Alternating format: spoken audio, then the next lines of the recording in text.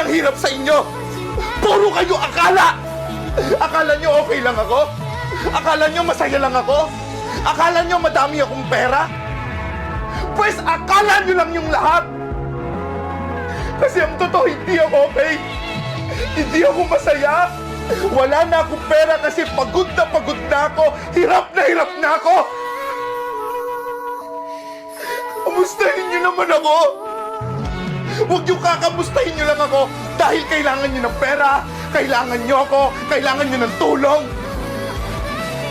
Kamustahin nyo ako dahil sa tingin nyo, kailangan ko kayo. Yun yung kailangan ko!